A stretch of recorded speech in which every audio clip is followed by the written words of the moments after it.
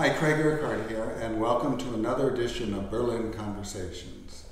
Today I'm honored to have the world-famous, world-class flute player Stathis Karapanos. Is that right? Karapanos? Yes, great. I mean, we have these last names that no one can pronounce. And I want to make sure it's correct. So welcome. I'm really glad you're here. It's an honor.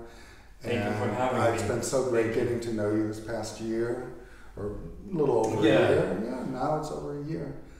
And you came to my attention through our mutual friend, Christoph Eschenbach, and which I'm very pleased, and that has led to you winning the Leonard Bernstein Award in Schleswig-Holstein. Congratulations. Thank you very much. Well deserved. And so I'm excited to have you here. But like with all my conversations, let's start at the beginning. So why, when, and how did you get into the desire to play the flute and become a musician? The why is a question nobody can really answer. Mm-hmm. I remember asking my mother to get me a flute and to take me to flute lessons when I was about 5. And you didn't want to be a fireman or a doctor, you wanted to be a flute player. Okay. Looking back. So I think for her it was just one of those things that kids just come up with, and it took about a year to convince both my parents that I really wanted it, and that's when they got me a flute, and then I enrolled at the Athens Conservatory. So you're from Athens? I'm from Athens. Yeah. Yes. Okay. Yes. Yeah, and what's it like to take flute at that very early age? What's the process? Well, the flute was, just a bit taller than I was, really. So it was very funny. Yeah. But I started, with the regular flute, no record or piccolo. Mm-hmm. It was. Was it the look of the flute or the sound of it, or? I hadn't really seen a flute before, so it was not something that I had a very vivid imagination of what it would be like. Mm-hmm. to practice and to kind of live together with the music and the flute, which turned out surprisingly close to what it actually is. Mm-hmm. Yeah. So you learned to read music, yeah. and I learned to read music, and I started the piano also later. Yeah. Piano's important, I guess, for theory and understanding things. Sure. Yeah. Yes. And so, what was your first recital piece? Do you remember? Yes. Swans on the Lake? No, it was the solo from the opera of Gluck, of Orpheus. Oh, really? Yes. Amazing. How old were you? 7 or something. Incredible. So you really took to it. Yeah, well, it was not, the best version that one can have of this. I even got lost at some point and did a kind of small improvisation. Yeah, but it was, yeah. That's incredible. So, did you continue to study in Athens, or? I moved together with my family to Bulgaria a couple of years Mm-hmm. later. So I continued there. I went to the National Music School In Sofia? Yeah, in Sofia. And at the age of 16, I graduated from school and went to live in Germany. Mm-hmm. To go to another Hochschule? Yeah, to Karlsruhe, to the Hochschule of Karlsruhe, Mm-hmm. with some really, really great teachers. Mm-hmm. They kind of helped me to make this very big step, from amateur to study. And they're big inspiration. Both the professor that I started with was Renate Armin and Matthias Alin. Both were wonderful musicians and mentors and teachers. And you met a whole new set of colleagues too. Sure. Yeah. Sure. Were they at different levels than the national? Everybody. Yeah. Oh. Well, because everybody was also much older than I was. Mm-hmm. Oh, right. 16, everybody was like 19 or 20, so right. Suddenly I go, and I remember the first day where everybody would play a piece. When everybody played, I was like, oh no, this is not right. I'm not. What am I doing here? I'm gonna go home. Yeah. I always forget how young you are to achieve what you've achieved. It's amazing. So, and then, how did you end up meeting Christoph? It was actually by accident. I met him. I played at a festival in Greece, in Santorini. Mm-hmm. It was a family friend of mine who had this festival, and who was it was the first edition, the opening, and they also have a museum there. So something happened. There was for some reason no music, so they asked me to just walk around the museum and play a bit, and so that the people would see the exhibits and hear something. And so there was somebody always kind of following me around and listening to me. And then after I finished, he came up to me and he said, "I'm an amateur flutist, and would you be willing to give me a lesson?" So I gave him a couple of lessons while I was there, and he said, "So, as a payment, I'll get back to you soon." So I think it was the first year of my studies where one evening he called me, and he knew I was studying Karlsruhe, and he says, "So, what are you doing tomorrow?" It was a Friday. So you're back in Germany? Yeah. And then I said, nothing. Why? He said, "Okay, well, Christoph Eschenbach is waiting for you in Baden-Baden tomorrow morning." You didn't even know Christoph? No. You didn't even know this person knew Christoph, right? Well, I knew him a bit, yeah, because but not so well. But you knew of him. But did you know him personally, Christoph? No. So yeah, okay. Not at all. Yeah. So it was. Yeah, and then I played for him, and I got to go back every once in a while, and for him to see how things are going. And he was very, very generous with his time and his attention. Always advice, very good advice.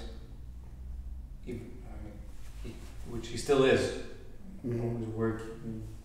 Well, now you do recitals together. Sure, yeah. But I still learn. Yeah, of course. Working with a musician like Christoph. Yeah. Sure. Yeah. But he really championed you, and he's been very generous. Absolutely. With you. Yes. He's generally very generous with young people. Yeah. Which is. That's one reason why we have this award in Schleswig-Holstein. Yeah. He was very much behind getting it started, the Leonard Bernstein award. And so it's great that you got that. So I think what all the young people need. Yeah. It was a wonderful concert that you did. And it was the first concert during COVID that I went to. It was a strange event, but you played Bach, you played Debussy, you played Carmen Fantasy? Yes. Yeah. And did you play? Oh yeah. It was a big concert. Yeah. The two of you. It was great. It was super. So what draws you to the flute now? How do you feel it communicates differently than, let's say, a violin or a piano to an audience? I cannot compare them. Or is it like, do you feel like it's an extension of your It voice? is absolutely. It's something that, well, the flute is kind of the link. Of course, the instrument through music, which is our voice. So, I couldn't say how if and how it would communicate differently as another instrument. But for me personally, it's a way of living. When you say that, Both, what do you mean? Well, both instrument and music. Well, it's first of all, the practical aspects of it, the practice, and you have to take care of certain things always. You can't get a cold. Yeah, you cannot get a cold. You can't break your fingers. You know all of this, and the way of living in music is always not just staying in your area of expertise, but to always learn more, always study more, always what the great ones before us have taught us. Do you consider yourself 100% classical flutist, or do you do jazz? I do. Yeah. Okay, cool. Jazz, rock. Yeah. All of it. Oh, gotta hear you do some jazz sometime. Yeah. Do you play with other jazz musicians? I have. I don't do it very, very often because you're busy with your classical career. Yeah. But it's something that I really love to do, especially when things get very kind of very intense. It's very, very good to go and play some rock or jazz. One of the big kind of inspirations for me was Ian Anderson. Yeah, I was just going to bring Jethro Tull. I was just going to ask you about it. Absolutely. Yeah, he was amazing. Yeah. Oh my God. He still plays. Is he still? he still plays.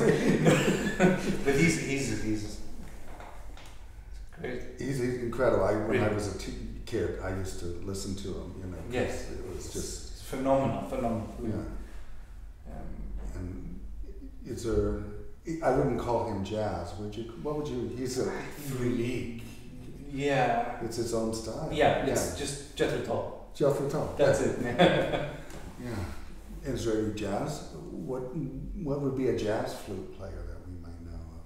Besides yourself? Well, no.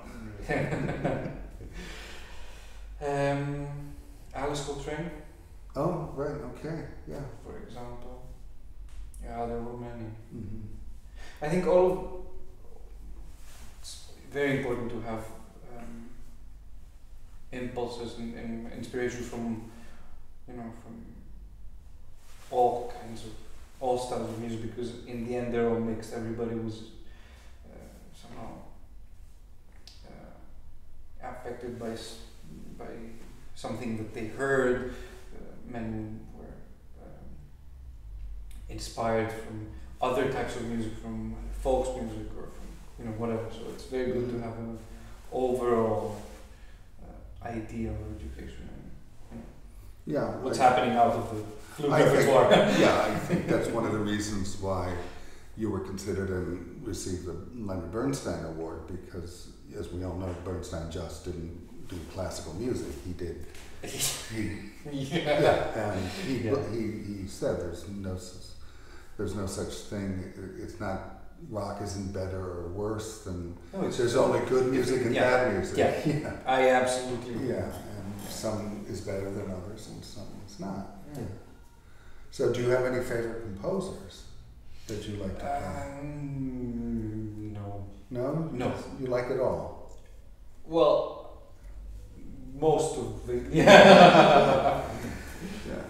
I mean, because I heard you do Debussy, and I heard you do the Carmen Fantasy. Well, there are many pieces which are very dear to me, but that's also because of my history with them. Because I started playing them very early, or I heard them very early, and it was kind of a window into what the instrument can sound like, what one can do with what one can do with the music. So of course it's the music itself, but it's also the history that I have with and that's really good. I mean, you've been playing Debussy pretty much all Yeah. your life, right? Yeah, sure. Basically, Yeah. But, and it's. I think that one plays these kind of pieces for forever. right, well, of course. It never really sounds right to one, so you never get it. Yeah. Any 20th century composers besides Debussy that you like? I mean, do you commission works from new composers, or do you talk to new composers? Absolutely. Yeah, I think it's very important. It's very, very important to commission new works and to develop also the music. You have things that would be modern, but also would touch, the soul of the public in another way than Mozart would or Debussy or Brahms. So you've chosen pretty much a solo career over an orchestral career, and that's correct at the moment, right? Yeah, and there is a difference in playing in an orchestra and as a soloist, right? I think so. Yes. I mean, although many fine are in orchestras both, too. Yeah. Well, I've had the enormous luck of being able to have solo concerts, and of course I loved also chamber music. I don't really like to, I only do that because I also from time to time play in different orchestras and been invited to play in many orchestras as part of them, which is also good to do. But having the freedom of choosing what you like, or at a certain moment, is a great luxury. Yeah, it certainly is. A big blessing also. Yeah, because it's difficult to have a solo flute career. Sure. Yeah. Sure. It's. Yeah. Yeah. It is. Yeah, it is. And so, I mean, what was it? Mr. Ron Paul had a. Of course. Of course, he had a career, and